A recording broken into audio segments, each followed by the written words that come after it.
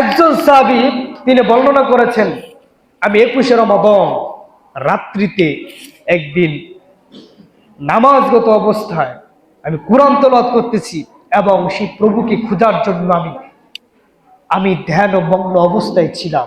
রাসূল সাল্লাল্লাহু আলাইহি ওয়াসাল্লাম যেভাবে বলেছিলেন সেই রাতটি হবে প্রশান্ত একটি রাত, নিস্তব্ধ রাত, অনেক সুন্দর একটি রাত। এই রাতটি দোয়া কবুলের রাত। আমার কাছে মনে হচ্ছিল 21 রাতটি আমি পেয়েছিলাম। বলুন সুবহানাল্লাহ। আরেকজন সাহাবী বললেন, আমি 23 রমাদানে এরকম একটি রাত পেয়েছিলাম। এরপর আরেকজন সাহাবী বললেন, আমি 25 রমজানে এমন একটি রাত পেয়েছিলাম। আরেকজন সাহাবী বর্ণনা করেছিলেন, রাসূল সাল্লাল্লাহু আলাইহি সাল্লাম যেভাবে বর্ণনা করেছেন ঠিক তেমনি একটি রাত আমি 27 রমাদানে পেয়েছিলাম। বলুন সুবহানাল্লাহ। আরেকজন সাহাবী তিনি বর্ণনা করেন, আমি তো রমাদান মাসে প্রায় রাত্রি জাগরণ করতাম।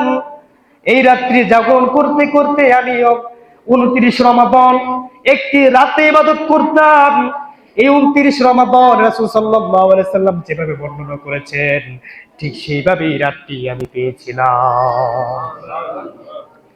তাহলে কি 27 রমাদান 27 রাতটা কি জাগা আমার জন্য জরুরি না সব রাত জরুরি?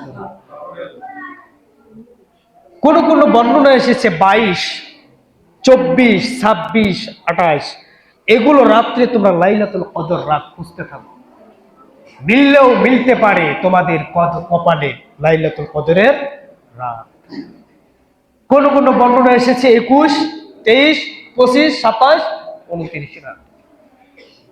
আমরা যারা এখানে এসেছি আল্লাহ যদি কবুল করে আজকে রাতটাও হয়ে যেতে পারে, তাহলে আজকের রাত যদি আমরা জাগি আমাদের কষ্ট হবে? এই রমাদান আমাদের দেখতে দেখতেই তো শেষ হয়ে গেল। মনে হলো যে রমাদান শুরু হলো, এই দেখতে দেখতে আমাদের কাছ থেকে রমাদান জীবনের তোর বিদায় হয়ে যাচ্ছে। কথা বলেন ঠিক না? ঠিক।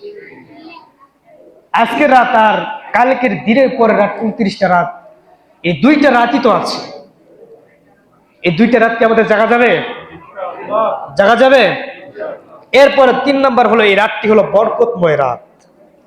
4 নাম্বার হলো এই রাতে ফেরেশতারা এই দুনিয়ার জমিনে আসবেন। 5 নাম্বার হলো এই রাতটি হলো শান্তিময় একটি রাত। 6 নাম্বার এই রাতটি হলো ভাগ্য রজনীর রাত। কার কপালে কি আছে এটা নির্ধারণ করে দিবেন। বলুন সুবহানাল্লাহ। এই রাতটি হলো ক্ষমা পাওয়ার রাত।